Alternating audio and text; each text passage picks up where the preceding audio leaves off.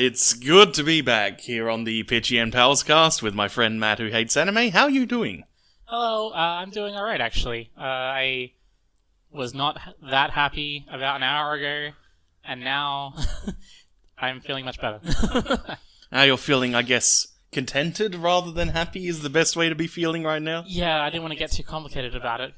But yeah, it's content is a good way to put it, because we just watched a very, very good movie, but also a deeply uncomfortable one. Yes. So, yeah. Alright, before we talk about the movies that we watched, I'll talk about the movies we did not watch.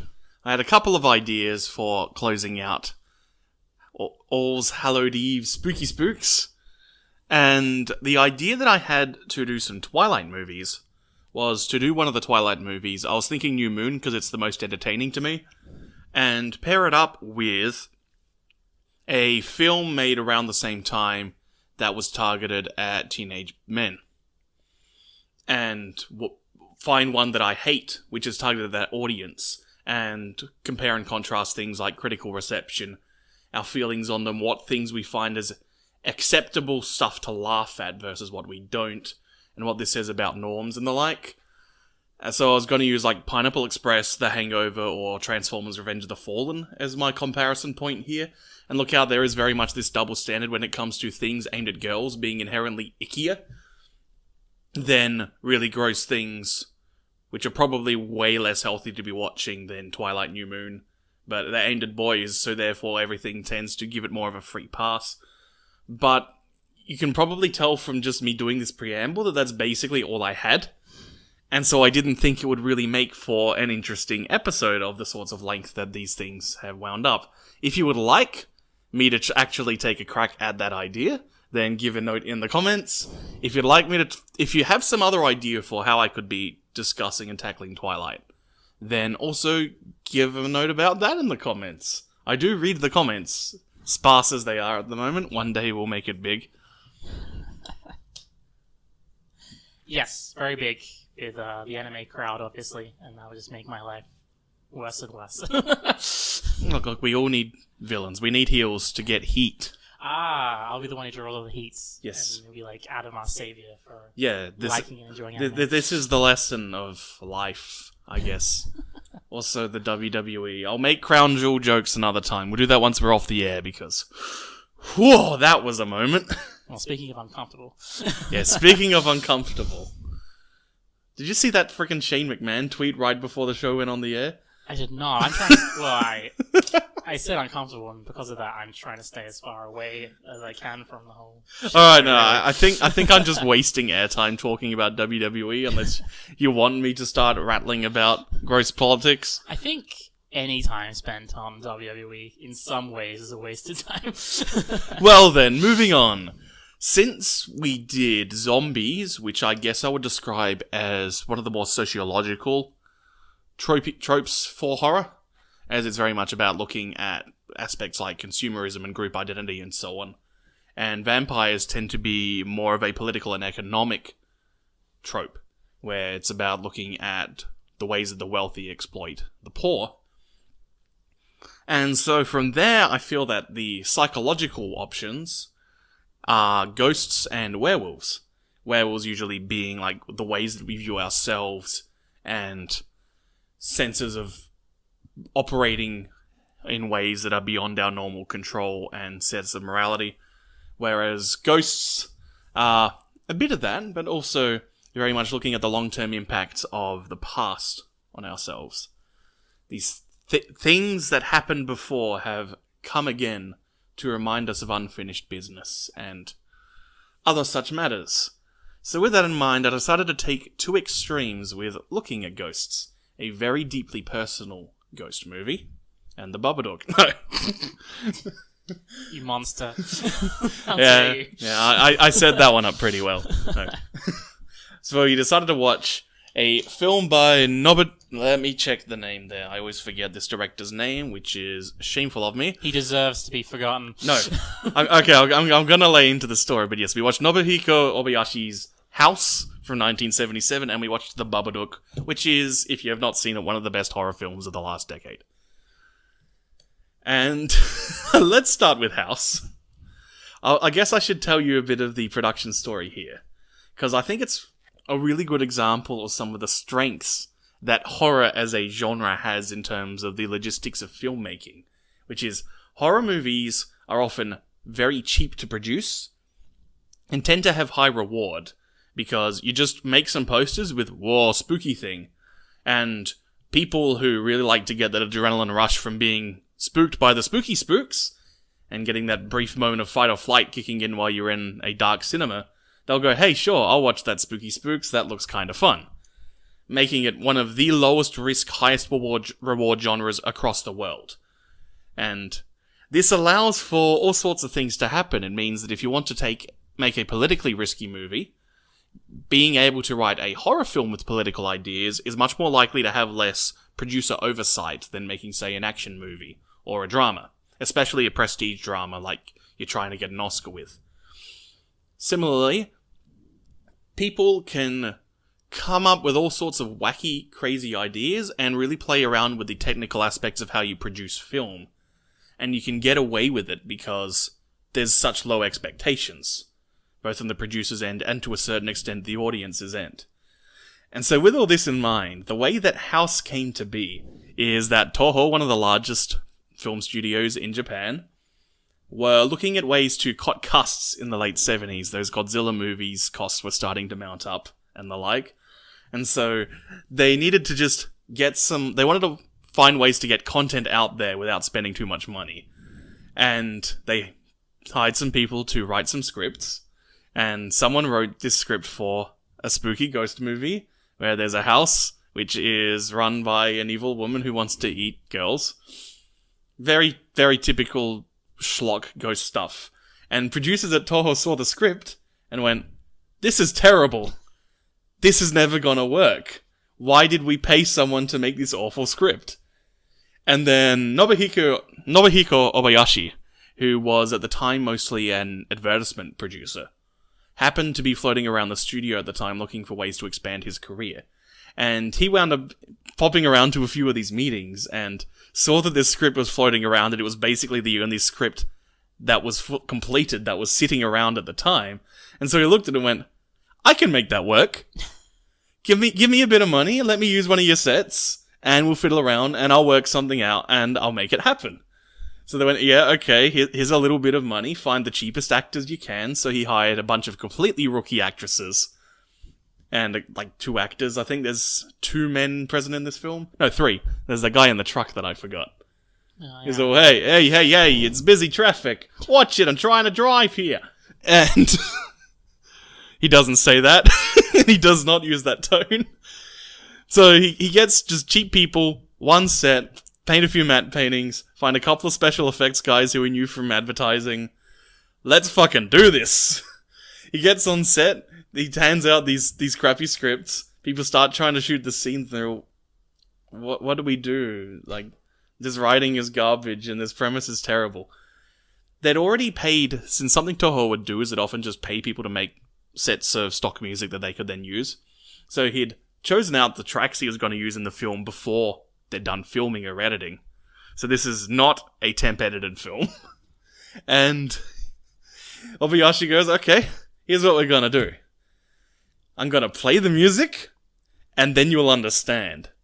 So, he just plays the music, and describe the music of this film, Matt. Atrocious. Sorry, no, you're gonna have to actually, I know what you're after, and I can't quite get the beat. Yeah, so, there's this one leitmotif, which is this piano piece, which is kinda cheerful. A bunch of the other tracks are just this combination of mid-70s prog rock, and other sorts of just bizarre, slightly jazzy rock tracks that are all really upbeat and surreal. And he just started playing that music while they were on set. And then everyone, we're making rubbish. And they rolled with it. So basically, this was, at the time, like one of the most fun film productions around at the time. Everyone just pissing themselves going, yeah, we're making junk, but let's roll with it. It's just funny because you can make genuinely great art and have everyone happy. Like, listen to anyone who talks about their experiences working with David Lynch. No one comes out miserable after working on a David Lynch film. But here we have, like, that same sort of attitude can be applied to schlock. So you have this movie where everyone's just taking the piss, and the special effects people, like the director basically went, okay, whatever your first rough cuts of the effects are, we're just going to use them. That'll be funny. And the editors also started trying to take the piss as well. So you get like these ridiculous zooms. There's some genuinely amazing transitions. There's one point where a door kind of breaks through the center of the frame, and suddenly you've entered into a different room. That's really cool. And I really want to stress, like, this film is garbage. Matt will probably get into some of the things that annoyed him about it. But there's so much creativity. Like, there's just people just trying out stuff since there's no stakes here. What ideas do we have for how to use cameras? What ways can we frame shots and block scenes?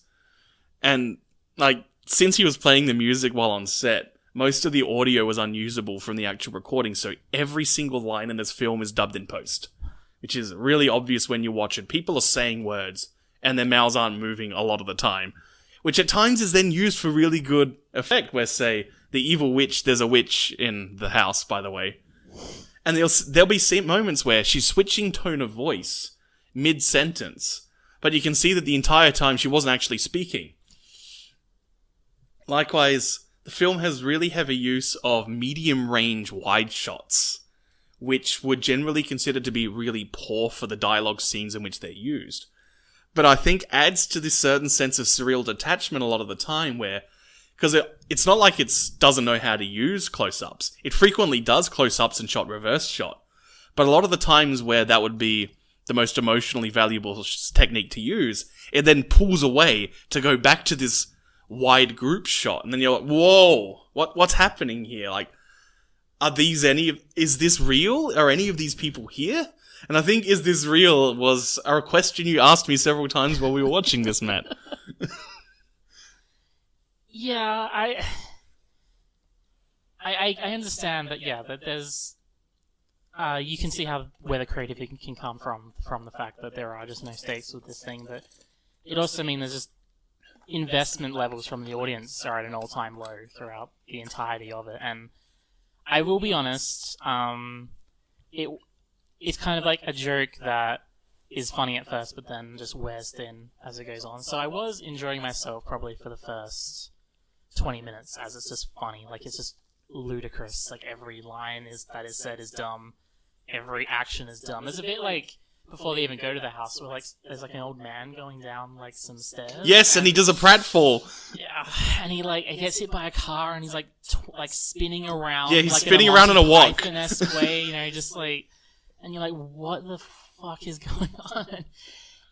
It's just that the thing is, though, is that that's the only joke the movie really has, and I think that's where the production story probably puts things into light for me, where it's like, okay, they realized they were doing garbage, so they just had fun with it. But I think in the end, you didn't really fix anything, you just kind of laughed at it. Like, they didn't try and fix how terrible it was, they just sort of laughed at it as they did it, which means that it might have been a lot of fun for them.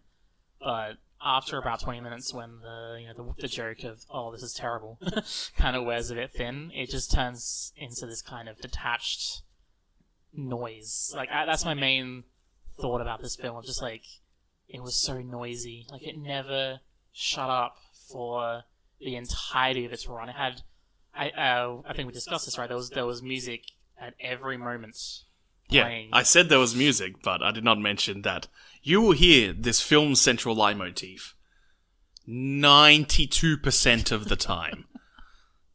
The other 8% is the prog rock track I mentioned.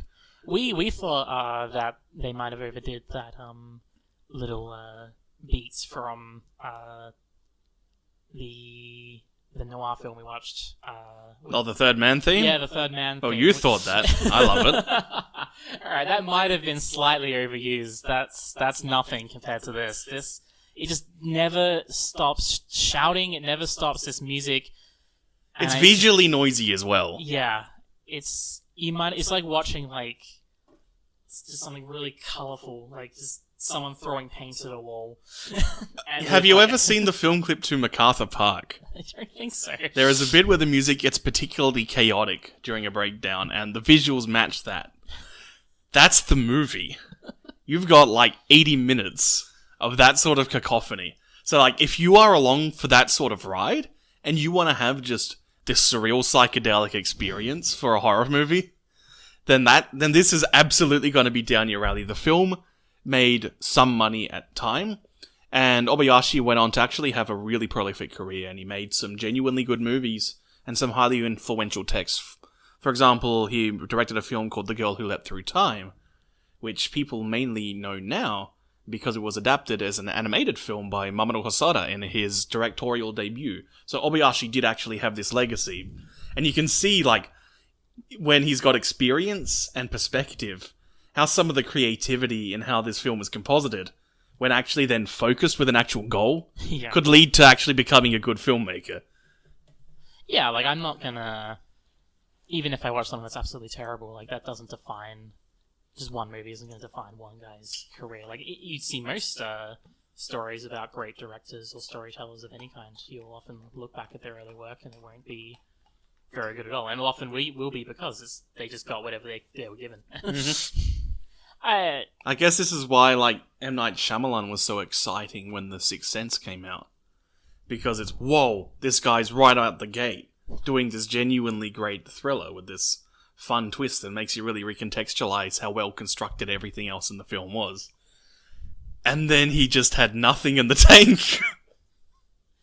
It's almost as if, just like how in fiction, drama and conflict makes better characters in real life, going through the pains of the drama that we have in our own life can lead to better people, or in this case, better directors.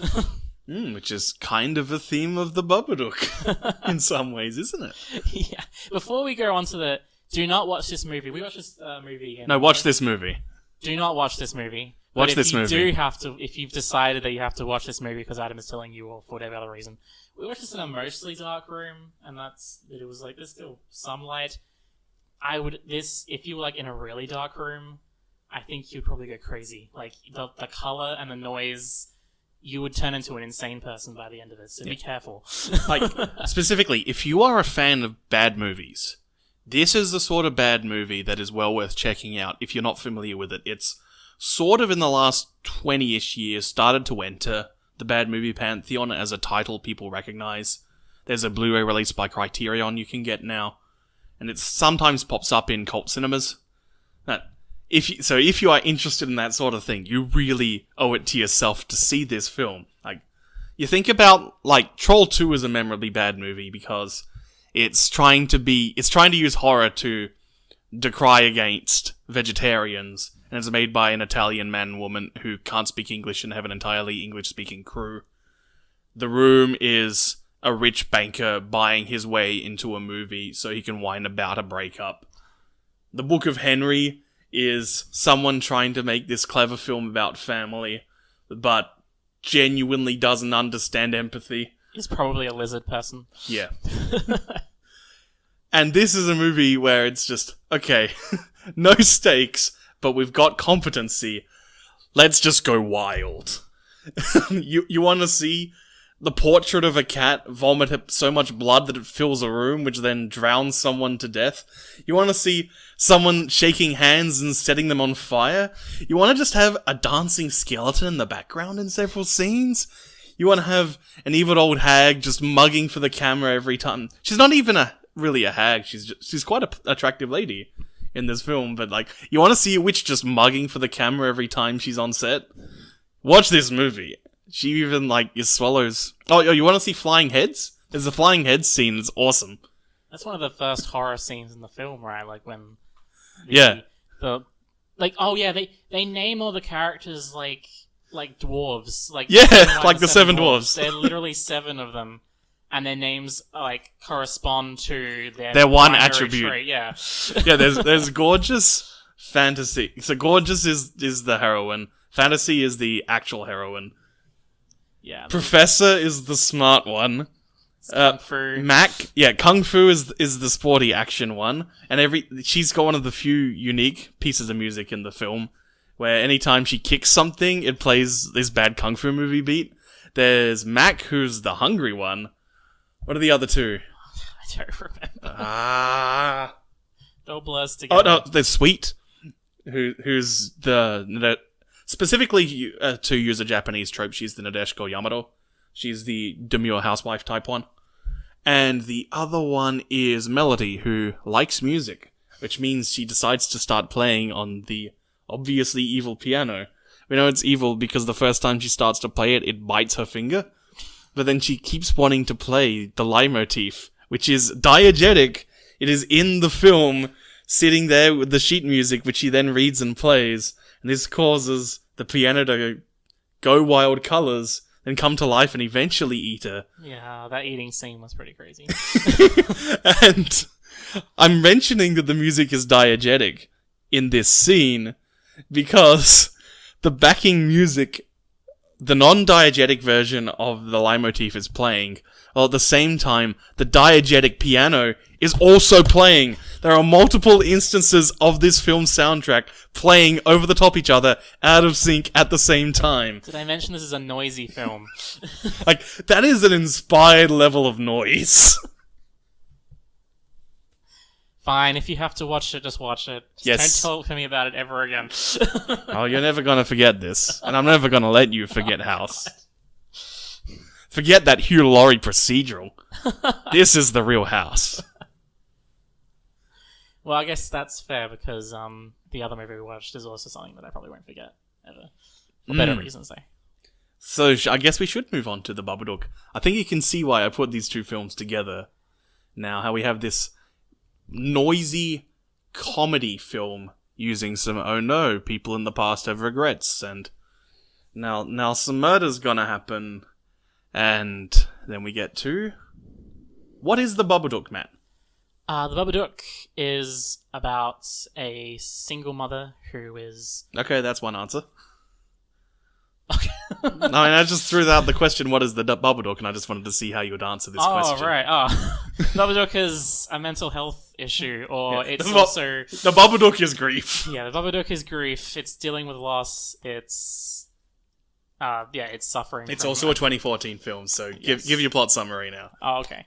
It's about a single mother who is suffering from the loss of her husband and the father of her child who died getting her to the hospital for her pregnancy.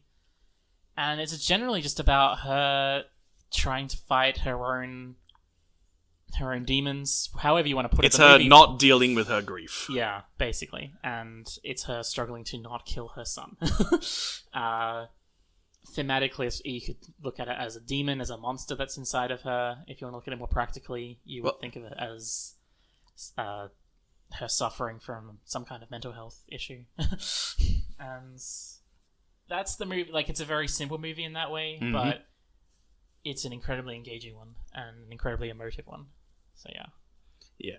I mean, everything that we say from this point on is basically going to be expanding on that. So I'm gonna kick off. I was intending to do this movie anyway, but it's kind of perfect that one Dan Olsen made a video about comprehending the theme of a text, rather than specifically taking the events literally and then coming to a completely wrong conclusion of what the film is talking about. So I'm gonna bring up something that you may not know, Matt. Did you know that the Babadook is gay? The thing that isn't real, that's just like an apparition of Yeah, her. the metaphor for people's grief. There's a meme that started from a Tumblr post in I think it was late 2015 it emerged. I'll have to go look it up. And it's one of my favorite examples of people either due to ignorance or willful ignorance making the Babadook into a gay icon, which is fine. Like, horror movies have had gay characters before, and it's pretty neat. But it demonstrated that they were way more interested in any sort of lore and functioning mechanics of the Babadook as a mythical ghost character, rather than what this movie is about, which is that if you don't find ways to deal with your grief and you don't talk about your grief and get it out in the open, then it will possess you and it will destroy everything. It will destroy you. In much like the way that the film Annihilation is about similar sorts of ideas. And one of my favourite things about the Babadook is the Babadook isn't killed. In fact, there's even a line of her son explicitly saying you can't kill the Babadook.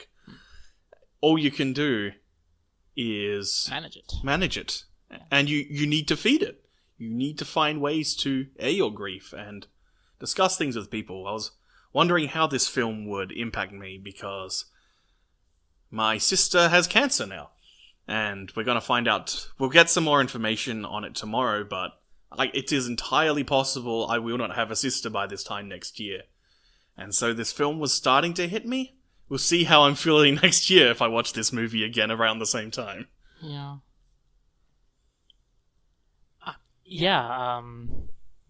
I think, wow.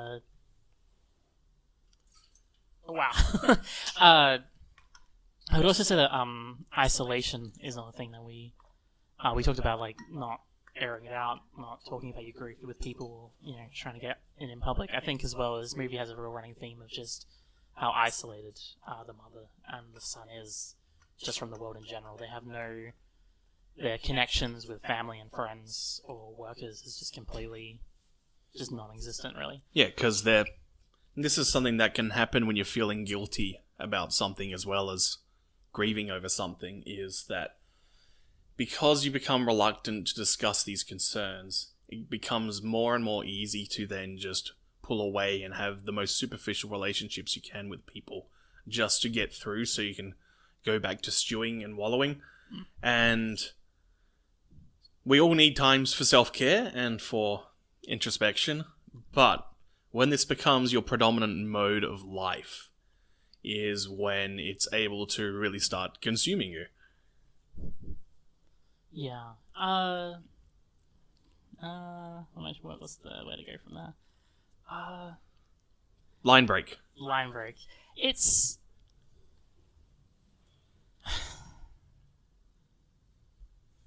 This is a very hard movie to talk about just because of how uncomfortable it is, and it hits very, very hard. And because it's talking about an issue that is true for all of us. We might not all have what the single mother had. What's her name in this movie?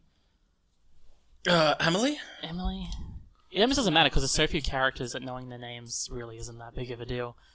But it's something that I feel like anyone who watches this movie, maybe unless they're very, very young, will get something out of this. Like, they'll be able to see parts of themselves in the mother in the situation that she's in, which makes it a deeply uncomfortable movie, I think, to watch, but also just an incredibly engaging one. Yeah. I'm not sure if I think I said it when we did Gunbuster, how I consider favourites and best and qualifiers for a best thing to be different concepts. And I think this one's a good example where, like, if I want to have a fun time watching a horror movie and, get the adrenaline pumping and maybe have a bit of a voyeuristic pleasure in seeing the spooky spooks, like, I'll use, say, Alien. Yeah. Whereas this is where it's like you really want to be... When you're in a dark place and you need the catharsis of seeing people dealing with a dark place. Not to be confused with Garth Marenghi's Dark Place, of course. Which is the actual best thing ever. Yeah, this movie is a horror story before the horror even starts. It probably didn't even need to show the Babadook or even have her attempt to kill her child. Like, it's already incredibly scary and uncomfortable even in the first, half an hour to hour of the runtime. It's just, you just feel... No, I mean, that first half hour does have a different framing, though, to later on in the film, because, you were saying at one point that it feels like this movie's already played its hand, halfway through the second act. You were saying that because, of course, this film is very simple and it's all about the pathos. But there is a bit of play around early on where a lot of the way it frames scenes, particularly with her son, is that it looks like that if there's going to be a malevolent spirit called the Babadook, it's going to be possessing her son. Since early on, it's framed as just her frustrations of dealing with her strange and somewhat violent kid. But then over the course of it, you realize that this is entirely the product of her not dealing with her grief, and that, yes, she is the Babadook. Yeah. I love the fact that the way the movie uses music and ambient sound with the mother, in that we can hear it kind of grow throughout the film as she is going into her darker moods, which Yes. fits with her having, like, trying to find out the right word for her, like a mental health. As she hits stress points. Yeah, yeah. And it will grow and grow and grow, and it's this very, like, grungy and ominous kind of music that's kind of like... It's barely even counts as music. It's just, like, sound and noise and buzzing. And what will happen is that it will start to grow, and she'll probably do something physically, like there's an actual book that she's... I'm not sure if it's something that's...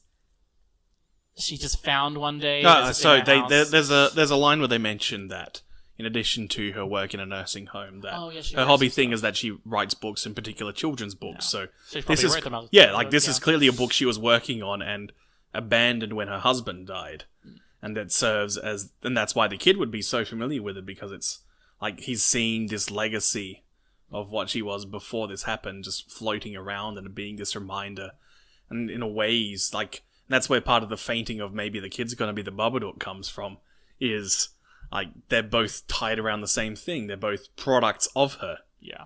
And yeah, so she'll have something involving the Babadook book, and the music swells and swells as you get some insight into what the Babadook is as far as being a malevolent spirit, and how this ties into her grief. And then, of course, right as something's about to happen, she then puts it away and the sound instantly cuts out. Yeah. I love that kind of stuff. I love the idea of using music as a real storytelling device there, and that, like, it was showing the fact that, like, she throws the music away from her, and she puts a stop to it just as she as the music is almost like an analogy or a metaphor. Yeah, she's denying the reality. Yeah. And that's just something that I really enjoyed about the film. Yeah, well, we covered that House is a film of noise. This is a film of silence. Yeah. It uses sound very tactically. I do think it's quite good the way, because it kind of there is some mystery before it does eventually play its hand. As you said, like, first you might think it's an actual monster, and the kid is actually seeing something, which is the usual path that movies will take. Then you've got the secondary one of maybe the kid has some kind of issue and he's going to turn out to be the real problem, and then eventually turns to her. And I think it's around the point where she sees the book for the second time, and she's in probably some other disassociative state. She's put it all back together, and she basically just see the whole movie. She hasn't just put it back together. She's written extra pages. Yeah. And yeah, I feel at that point that's where the movie has played its hand. You know exactly what's going on now. And I think what's to the movie's great credit is that even though you do understand what's going on now, and I made what at the time was a complaint that now just watching events unfold, but it was, to its credit, that didn't actually lessen my enjoyment at all. And you need to see those things happen, and you need to see what it's going to do with them.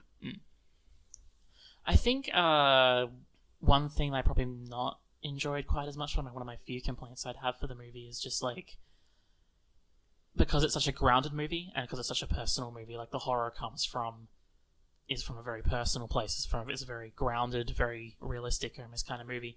So the scenes where she actually sees the Babadook, like in dream sequences or hallucinating. The dream ones, I think, was the ones that struck you the most. Yeah, like when you actually saw it and it was just incredibly fake looking. Like sometimes that can work in horror, but in this case I think it just really dragged me out of the movie. I'm not sure how other people felt about it.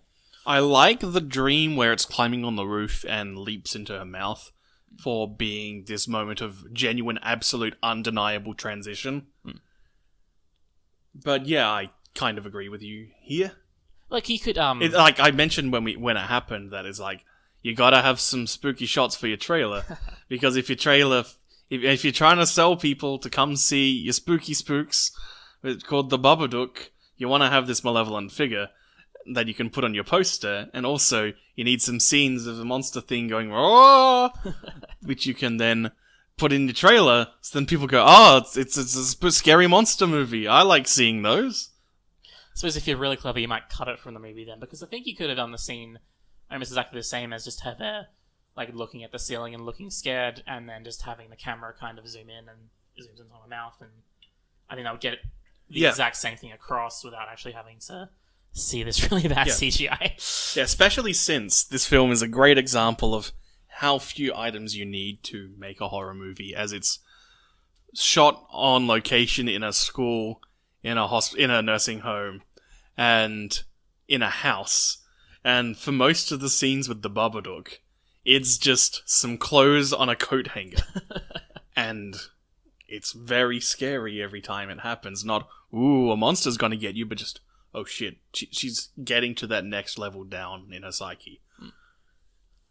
And as well, like this, and even scarier than the actual Babadook is actually when she sees her, which I thought was quite interesting. How, like, as the movie went on, instead of seeing the Babadook, she would just see herself, often smiling at her, or in some, like, kind of vicious grin, or something like that. And that was far more scary than even the Babadook itself. So, it's much like how Stanley Kubrick made the right decision to have all the agency in his Shining adaptation be on Jack Nicholson, rather than the hotel itself. Yeah. This is a film which really takes that idea, and rather than using it to discuss toxic masculinity, uses it to obviously talk about grief, which really takes that sort of concept and takes it that next step further in really making something that's thematically impactful. I think one of my concerns with the film, though, is just like, because there feels like there's, like, for me when I was watching, I was like, there's two different modes of thinking, especially once it was all, like, obvious how it was going to play out. Because there's, like, a really big thematic and metaphorical part of the movie where, as we've been focusing all about, on grief, on trying to overcome it in some ways, and there's a lot of scenes which are clearly just her doing pure expressionism. Yeah, that's a great way to put it. And I was fine with that, but there was also another part of me that, and maybe this is unfair to the movie if that's all it was trying to do, but because her issues to me were framed in a more practical sense very much as mental health issues, like something that was physically. She even says the words. She says, "I'm sick." Like, she doesn't say that I'm suffering or that I'm struggling with grief, and she's not going to actually say that, but she literally says that I'm sick. And it's one of those things where the fact that she doesn't seek out help, she doesn't. It's like it's probably a very good thing the movie doesn't have a completely happy ending. Like, there's a little bit of, maybe this is just me putting something on the movie, but it's not the happiest of endings because she doesn't actually seek any help for it. She does technically overcome it, so it has like that. This is what I mean with the thematic part of it. It is a good ending because she fights her grief, she overcomes it, and so. Well, she doesn't overcome it. She starts to live with it. Yeah. Like, this is the beginning of the next stage of living with loss. Yeah. It's not, and which is really good, I feel, because you wind up with, like, Collateral Beauty, where you have magic movie depression, where you talk to Edward Norton, who's actually an angel, and then you're not depressed anymore. It's like that Flight of the Conchords song about I'll Be the Racist Dragon, where just all of a sudden the dragon wasn't racist anymore. And that's not how things go. They're slow, painful processes. But also, like, things had gotten to such a state in that movie where the idea of her keeping her child is just so ludicrous. Like, and the idea that she could overcome it herself is some ways, just because if you look at it from that mental health angle, it is a slightly damaging way to look at it. Like, you know, you shout at your grief and at your sickness enough, you can manage it yourself and it'll be fine. Like, I don't know. And that's where I think, like, it's very important to focus on the fact that this is a movie. Sure. And not a documentary or information package on the correct processes for handling your grief. Sure. This is a story, and it is a story that, I mean, it's practically a parable. Sure. And, like, focusing on the logistics, because, like, really, there is enough in this movie that, yes, she should be reported to child services who take the kid away. Yeah. But I don't think that would help the narrative. And this is where I think having some of the supernatural elements being as overt as they are then means that you can take a lot of the way that she treats her kid as being a part of the expressionistic landscape rather than literally the way that she does things. Maybe she doesn't literally pull a knife on him at points. And, like, you gotta just take, okay, so the lesson here is about feeding and dealing with your grief. Otherwise, you can wind up not learning anything from it. Also, I've had mandatory reporting qualifications before. I don't at the moment. I'm not doing any voluntary or paid work involving kids. And shit is complicated. It can be quite difficult even when you've actually reported things for things to get done, especially since child services are quite often really grossly understaffed and underfunded. Yeah. Yeah, it was just something I just felt like saying just because... But yeah, like, your feelings are there, and I'm not trying to deny them. Yeah. But obviously, yeah, you're right. In the end, in some ways, just that mental health angle was just a practical way for the movie to kind of express it. But in the end, it is a movie about getting over grief. And in that way, the movie is uplifting, at least, in that manner. So maybe I should actually watch it again and just try and keep hold of that part of it. And I'll see the movie actually has a much more happier ending than I initially thought. I think mentioning triumphal endings is something here, because I recall when you saw Get Out, that was a problem that you had with it, was that it kind of had this triumphal ending, in a way. He got out and he killed the people. Oh, no, my problem was just that, that was actually a movie where, I talked about how this one, how Babadook kind of played its hand and knew exactly what was going to happen.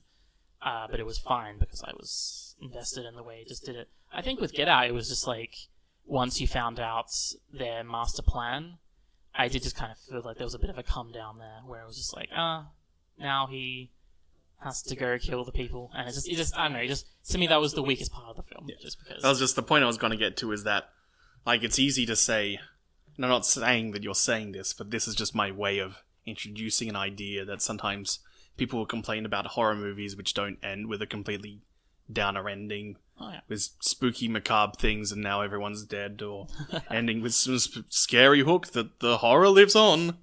But there is a real value to horror films which actually have happy endings, because then there is hope. Like, you can have horror to be scared of things, but you can also use horror to address ideas which need resolving.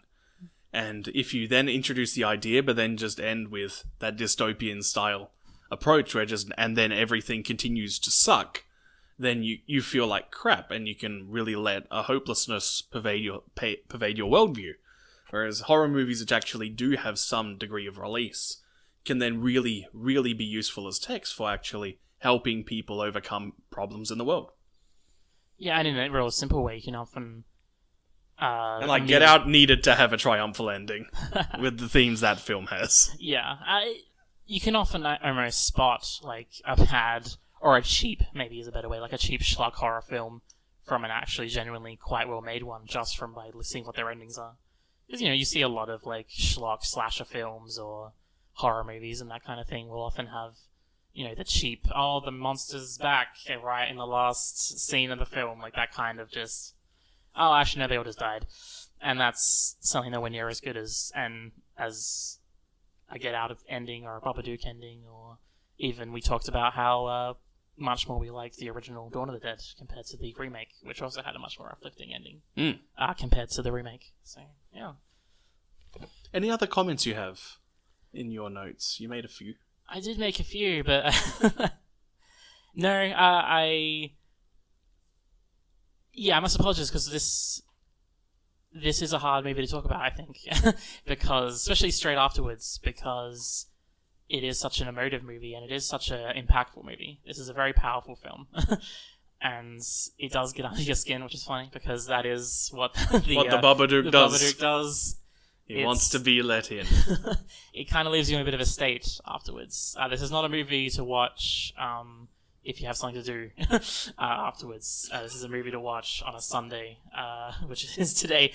You don't want to watch this and then have to go to bed and then do work the next day or something like that, because it will hang with you. And it's actually almost an exhausting movie to watch, actually, because it demands a lot of you. Yep. Yeah. I'm fine with ending things here. Yeah. We should work out what we're doing for next week's movies. Should we be back to, it will be no more horror, I guess. We can give the spooky spooks a rest for a while. I will be doing Nightmare Before Christmas, but that will be in Christmas season. I've got lots of Christmas ideas, and they should be quite fun. No.